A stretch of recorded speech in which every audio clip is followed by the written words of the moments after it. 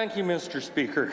It's been a while since I've got up here and had a speech, so I'm going to take a little bit of my time to thank some very important people in my life. I want to start with my three boys, Jeff, Dylan, and Ryan. Now, Jeff, he lives out on the coast, the life he wants to live, and I spent some time with him this summer. It was nice to get away. I hadn't seen him in 2 years because of COVID and the restrictions. It was nice to get to know him again. It's been a while. Then we've got Dylan. He's my boy that lives in Moose Jaw. He's got 3 kids. He moved out at the beginning of September, so I only get to see the grandkids for a couple hours on the weekend. So it's nice having my own place, but it's a lot more quiet. There's nobody to sit and have that evening coffee with and have that chat. So I do a lot of talking on Facebook. Lastly, but certainly not least, oh yeah, and Dylan's kids. We've got Jordison, who's the oldest in grade 2. Jordison's in grade 3 now. Jordison's in grade 3, Jackson's in grade 2, and their little sister, Attica, is in grade 1. They're so much fun. They made it over to my place last night for Halloween. I think it was their last stop, and I had their 3 bags made up for them, and then I had half a box of chocolate bars that certainly I don't need because I'm kind of a big guy. So I sent them home with their stepdad just to make sure they had enough chocolate in them to get them ready for school today. And then there's my son, Ryan. Ryan has moved from Portage La Prairie back towards us here in Saskatchewan. He's only 8 miles across the border into Manitoba, straight south of Melita. And if you remember a few years back, they wanted to separate from Manitoba and join our province. Well, my son, he bought the family farm down there, and he's on that family farm, and I'll talk to that a little bit later when we talk about my history and just the difference in families. And then there's Mom and Dad, and I've spoke about Mom and Dad many a time before in here, and it goes back to one of my previous speeches I had, and there was a member from Saskatoon that had complained we had sent him a fax at 5 o'clock or 5:30 on a Friday afternoon, and what was he going to do with that on a Friday afternoon at 5:30? And I had to explain to him, as an MLA, as an elected MLA, we don't have a 9-to-5 job. We don't have an 8-to-5 job. We've got a 24-hour, 7-day-a-week job. So yeah, occasionally I do get up in the middle of the night and check my email, see if there's anything going on. Friends, family, constituents have my cell number, and they know if there's an emergent situation to reach out to me. I respond to people that reach out to me with emergencies on Facebook. So yeah, it's important that we're in contact with our constituents, and not only our constituents, but anybody out there that wants our help. And I'll get to that in a little bit too. So the last person I really want to thank after Mom and Dad, and hi Mom, I know you're watching, so this is where it's going to get fun if you want to turn it off.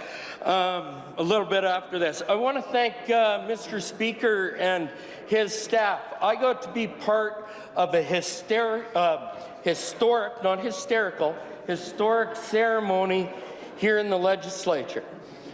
We had Indigenous leaders and pipe carriers from treaties all over our province, and they spoke to us, and our elder AJ, he was a great speaker and a great teacher, and this is kind of where I want to go a little bit with this. So I've heard it mentioned from the other side before that they're the only ones with Indigenous members. Well, sorry to say, the Canadian government, our federal government, and our Constitution recognize three groups of people as Indigenous. First of all is our First Nations, because they were here first. Second of all is our Inuit. Thirdly is Métis. And I know for a fact I'm Métis. I know we've got Métis on that side, and I know I've got Métis members on this side. And I'm proud to be a Métis. It's not like when I was growing up and you didn't want anybody to know you're Métis. I'm proud to be Métis. My boys are proud to be Métis. And one of the things we were taught, not just because we were Métis, because it's the right thing to do, and it goes more than just respecting our elders, because I've got lots of elders in here. I'm certainly not the oldest, but I'm certainly not the youngest. But what I was taught in an Indigenous pipe ceremony is for those that get up and speak, they're given tobacco. And when they're given tobacco, that's them being asked by the teachers to actually teach us something. And I feel that when our Indigenous leaders are teaching us, it is our job to do our best to pay attention and listen. One of the other things I was taught growing up by my parents and teachers and coaches in the forces, teaching my kids that I taught in cadets, in baseball, was if you had a disagreement with a teacher, with an elder, with somebody trying to convey a message across, you don't stand up and correct them or try and correct them in front of a crowd. That is very disrespectful in my own opinion. However, that happened. And as a Métis and an Indigenous person, I find that pretty tough to swallow. Now, I'm just a simple guy, and I've mentioned it many times before. I've always been a blue-collar worker. Closest thing to a white-collar job I had before this was working at SaskTel and working with the union. But I'm just a blue-collar worker. I'm not a university professor. I'm not a lawyer. I'm not a doctor. I'm just a guy who's worked hard to get everything that I have, and I've gotten lucky a few times. Now, one of the things I was taught as a youngster was common courtesy. And I will say that occasionally in this house, we forget about that common courtesy. But outside this house, that is something that we should pay attention to all the time. I do not like that a sacred ceremony, and I won't use the word desecrate, but a sacred ceremony was walked all over by someone who thought they had something to add to what the teachers had to say. I found that very out of order. Now, our member from Saskatoon Eastview has had a very interesting line on his speeches. And again, I'm just a politician, but maybe he needs to figure out how politics works. If he actually thinks we're pandering to a party that doesn't like us, chances are they're not going to vote for us. I'm not too sure about that, but if that's like saying the NDP pandered to the Liberals because they're trying to get the Liberal vote, or the Liberals are pandering to the NDP. You're NDP, you're Liberal, you're Conservative, you're Sask Party, you're Green Party, and now there's a Buffalo Party, a PCC Party, and I'm sure there's a few other ones out there. But it is absolutely amazing that the things people say in here that they won't say out there. And I find that after 10 years in here, I don't find that very surprising. It's that people in here need to realize if they can't back it up, maybe they shouldn't say it. It's not a show in here. We are actually here to hopefully lead the people of Saskatchewan down a road to better health, better prosperity, and that's where we go into the speech from the throne. We talked about it, a stronger Saskatchewan, a safer Saskatchewan, a healthier Saskatchewan, a better educated Saskatchewan, and last but certainly not least, a more independent Saskatchewan. Now, it's been thrown a lot around in here, and you know, I missed something I was going to say earlier as a proud Métis. I am proud to be standing up here in Treaty 4 land and the homeland of the Métis, my people. So it's a good day in Saskatchewan when we can gather here with people of all religions, all stripes. Doesn't matter your nationality, we're all Canadians. I was going to quote a line out of the Métis National Anthem, but some people may find that offensive, but I'm going to do it anyways. In there, it says, "We are the true Canadians." So that's the Métis National Anthem. That's the national anthem that my people have developed to show us that we are a huge part of Canada. Could I get some more? So, back to the speech. We talk about a healthier Saskatchewan, and it's been a tough run. And I know we talk about it quite often. We talk about the 52 hospitals that the NDP closed when they were in government, including a huge one just right over here. But we rarely talk about all the doctors and nurses and specialists they fired when they closed those hospitals. And yeah, they throw out, how many have we reopened? Well, it's a lot harder now that you've fired those folks and recruiting them to come back to Saskatchewan. You've done your best to run off some of the best and brightest. And I'll talk about a buddy of mine that I went to school with in grade school, and he's a neurosurgeon down in, where's that? South Carolina, no, North Carolina. He's in North Carolina. He has his own clinic down there. He works in their major university hospital, and he has 7 other Canadians on his staff as surgeons from our province. He went to school in the 90s, graduated in the 90s. So, who was in power in the 90s? Right over there. What were they doing? They were closing down hospitals. It is absolutely amazing that after all this time, they talk about us accepting responsibility. They talk about government taking responsibility for their actions or not their actions. I've never heard one of them apologize, not once, for closing down a single hospital. Not once. Or any of the long-term care beds.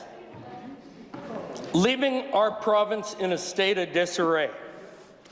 We have to plan for the future, and that seems beyond the folks over there. Yes, we have to deal with the crisis right now, in which we're doing, and it shows that we're doing it in a better way, and our numbers are going down. Slowly, but surely, they're improving. And I want to say my heartfelt condolences to all of those that have lost somebody. Better educated. Well, that'd be easier if we had another 176 schools, but I can point out right to Moose Jaw. We've worked long and hard, and there'll be an announcement coming out soon. And I know my member from Moose Jaw North was on the school board when this was brought forward to create a new joint use school in Moose Jaw with the Catholic and Prairie South, and they've done a fantastic job working with the city and moving it forward. And I want to thank the member from Moose Jaw North for all his hard work on that back in the day before he was here. Also in Moose Jaw, because the federal government does not recognize carbon capture as science, where we actually take the carbon out of the coal-burning power plants and sequester it back in the soil.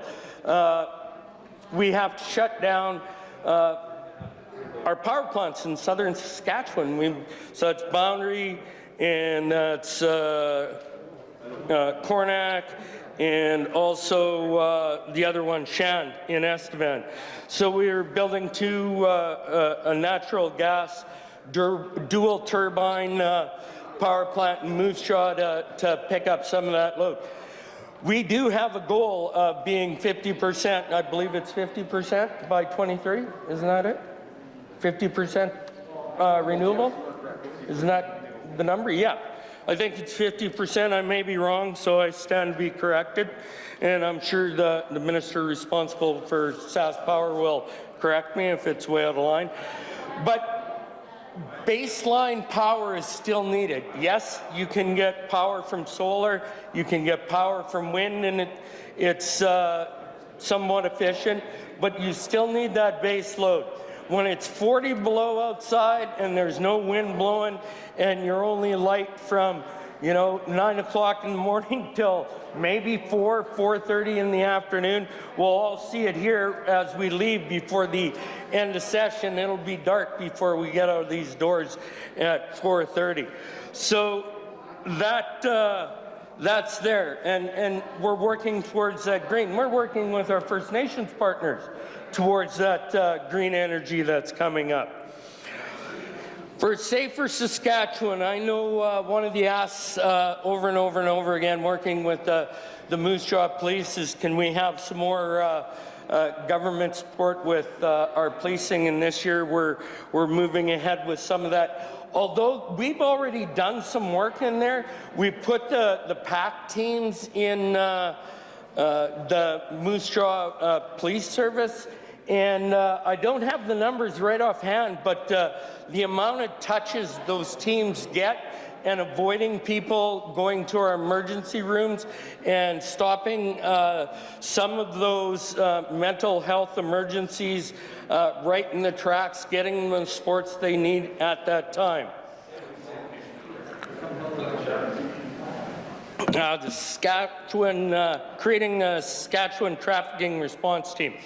That's very important because, as we all know, even the members opposite, there is a crisis in this province also called meth addiction. And we've created new meth beds, and like we say, there's more to do. However, if we can stop it at the source, that should be able to maybe stop some more folks from getting hooked on it.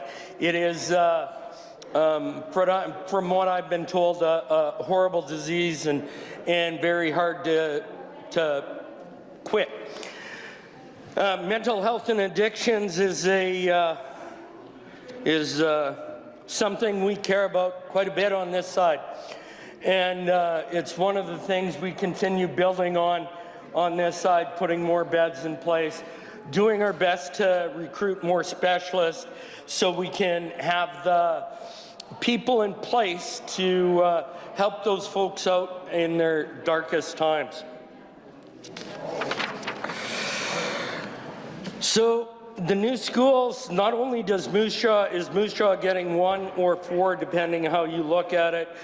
We've got Regina, Saskatoon, Carrot River, La Loche, Blaine Lake, and Lanigan. So it's not like we're not taking care of our northern people as well. Infrastructure, well, 360 megawatt Great Plains Power Station at Moose Jaw. I've talked about that. And then talking about the contractors from the province that are working out there. If you happen to visit the construction site, on the side of one of the shacks, or buildings, they're temporary office buildings. I call them shacks because that's what we call them in the oil field, because they're temporary and you can load them on a truck and haul them anywhere. On the side of that, it's got to be 10 feet wide and probably 8 feet high. The list of Saskatchewan companies that are doing work out there and our minister in charge of procurement is doing a heck of a job making sure that our Canadian or our Saskatchewan companies get a shot at doing this. One of the things that I'm most proud of in my work here at the legislature is my work as military liaison.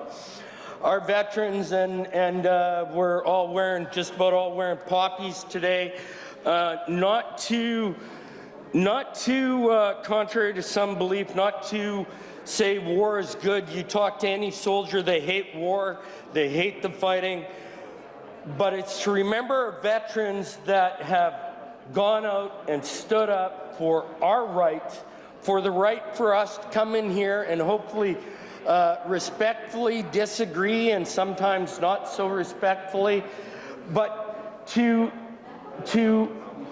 take care of us.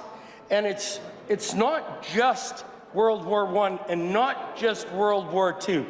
The RUSI here in Regina has set up pedestals outside the cenotaph that commemorate and remember a lot of the important battles, a lot of the important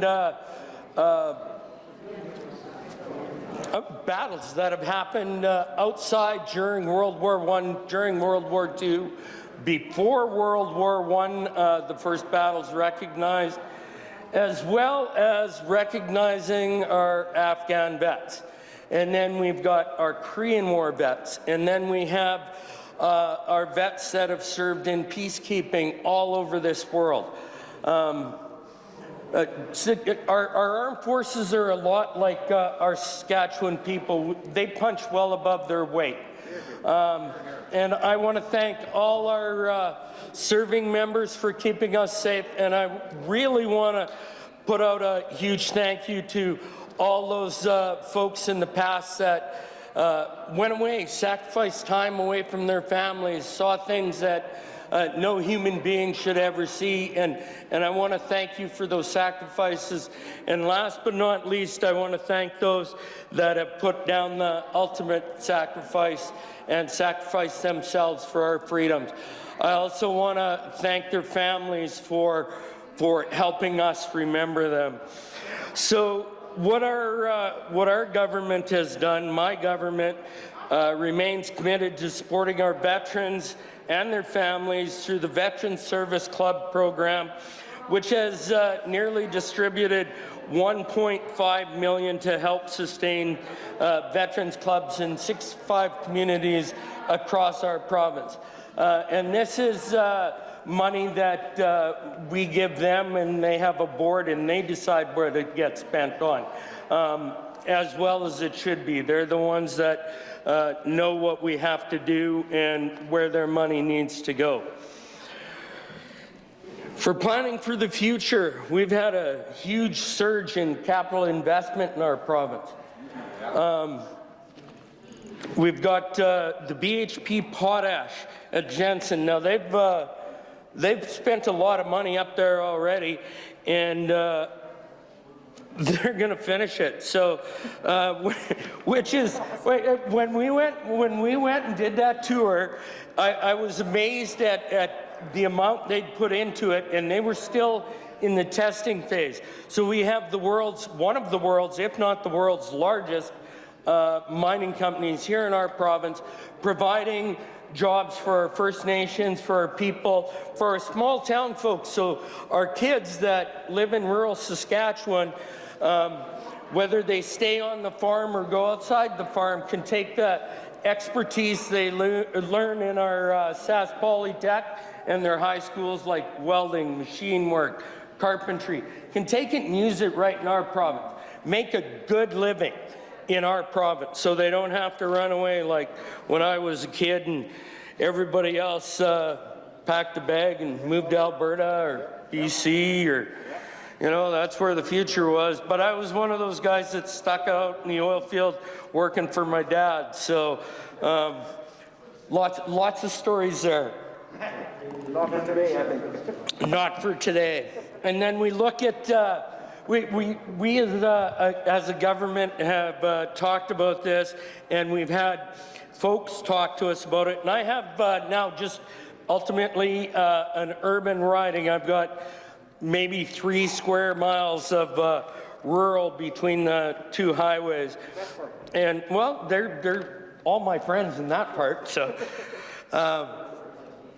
meeting with those folks and talking about processing what we grow here. Value add. That value-added side that my learned friend has mentioned, value-added, like I said, I'm just a simple guy. It's build it here, package it here, and sell it everywhere in the world. So we've got the Cargill Canola Crush Factory being built here in Regina. We've got the Viterra Canola Crush Facility also being built here. And for all those other companies out there, we've got 2 sets of train tracks, 3 actually in Moose Jaw. We've got CP, CN, and then we got the Soo line straight to the U.S. So anybody else looking, we've got a new industrial, an industrial park being built right alongside the new power plant there that the city of Moose Jaw is doing. So let's encourage some of you to look outside just the Regina area. Moose Jaw is still part of the greater Regina area, but it's the town I represent, and I will help them sell as much of the friendly city as we can. The friendly city that's surprisingly unexpected. I think that's the new one. We've got the Sears Global Ag Crush Facility going up at Northgate, and that's back in my home country.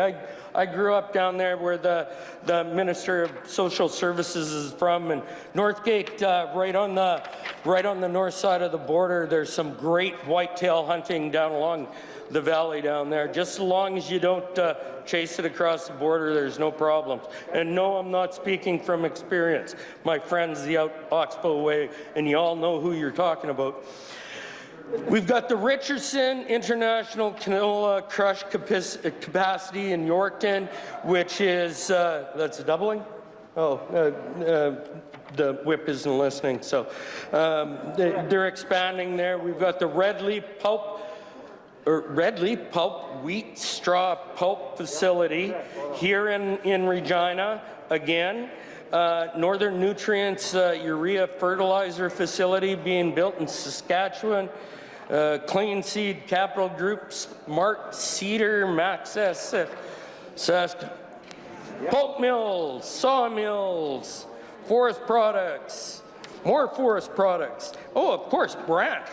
Brant is expanding, and you take a look at what Brant has done for our province, and we can't just forget about the other one. There's Hawks Agro. There's they're up in northern Saskatchewan by Burgo, and you take a look at the manufacturing facilities that have been brought to the province. Not because of government, because it's the right place to be, to build these, to develop these, but government has to make it a friendly place for a business to grow. And we noticed when opposition was in power, Saskatchewan wasn't a friendly place to grow. It was the place to be from. And we all heard the joke back when I was in high school, and back in high school, and it was just last person to leave and shut off the light. And that's sad. Yeah, 2 of my boys have moved outside the province, and 1 stayed here. The youngest one, it's because he bought the family farm in Manitoba. And I'm gonna end with this. He bought the family farm in Manitoba from his step-grandfather. Now, his step-grandfather homesteaded that farm. It was 100 years in the mid-90s, somewhere in there.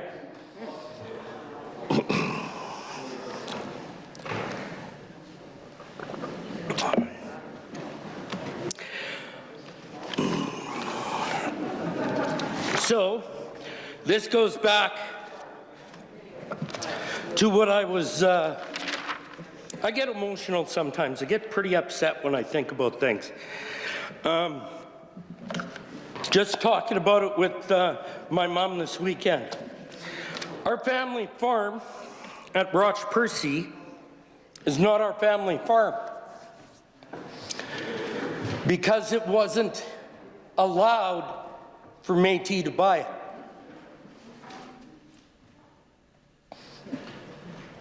So we have a lease. No permanent structures. None. Grandpa and Grandma's little house that I helped roof many a time is still there. Pieces of it. We all go down there and camp in the summer. But because we were Métis, we couldn't buy the land. Now we can. And it is important to remember that. Hear, hear. So with that, I will not be supporting the member's opposite amendment, and I will be supporting our speech from the throne. Thank you.